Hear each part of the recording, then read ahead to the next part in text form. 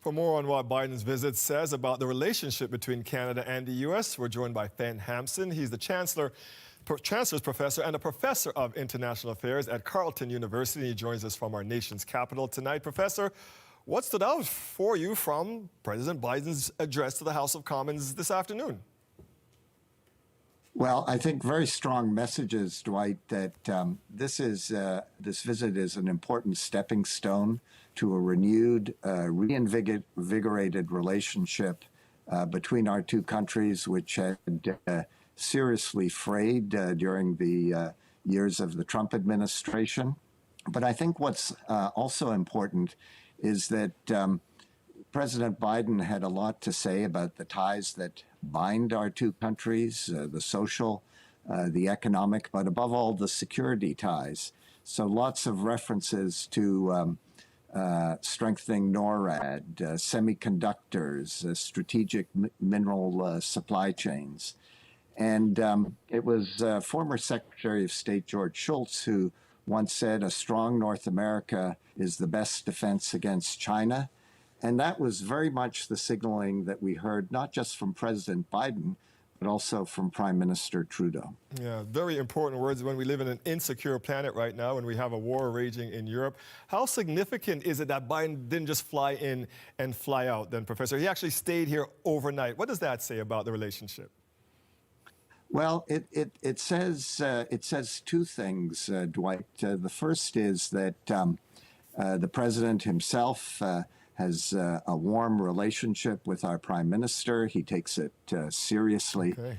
But I think it also says that we want to put this relationship on a new path, a path towards a much stronger North America, one that will be united, as our prime minister said, against an assertive China, and that we have to work together to do that, to achieve that kind of security partnership that obviously extends into economy, migration, and other issue areas. Professor Hampson, you mentioned China, and notable was the presence of the two Michaels there. What did you make of that in the context, then, of the strained relations between China, Canada, and the U.S. and this new Cold War that seems to be taking shape? Well, I think it's hugely important to have the two Michaels there. I've written a book with one of my colleagues, Mike Blanchfield, about the two of them, how they ended up in a Chinese jail. Yes. And the messaging there is, that we stood firm.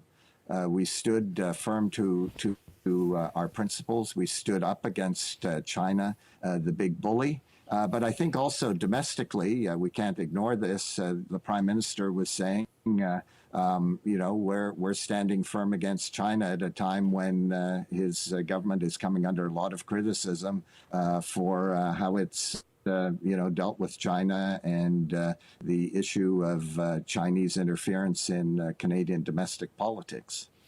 As we put the friendship forward, in front right now as we're watching the two leaders, are the folks then in the background working on some of these thornier issues that you're mentioning, defense investments, Bill C-11 and C-18? So while we're seeing them being friendly with each other, are they working things out in the background? Is that how things are happening? Oh, absolutely. I mean, the important thing about these visits is that, yes, we have lots of irritants in the relationship. There are lots of things that have to be worked out going forward. But these kinds of visits are really setting the tone. They're setting the template about how we deal with these issues going forward. And the fact that you have presidential engagement sends a very strong message to the bureaucracy in Washington. You've got to work with the Canadians, on whether it's softwood lumber, the subsidies that are going under the Inflation Reduction Act to clean tech energy in the United States. That obviously is of great concern to Canadian companies. The tone, I think, hugely important here. The fact that the president, senior members of his administration were sitting down with our officials. This was very much notwithstanding speeches at the Parliament, the dinner that's taking place tonight at the Aviation and Space Museum.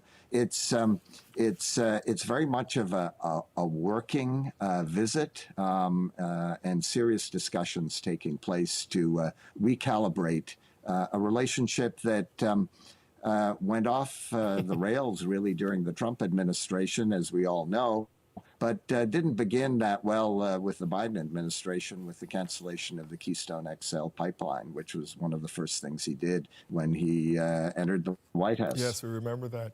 But they seem to have fixed this relationship. And we'll finish with this. I'm running out of time, but I'm feeling like this is the best that this relationship has been in a long time between these two countries now with these two particular leaders, no? I think so. I think, we've seen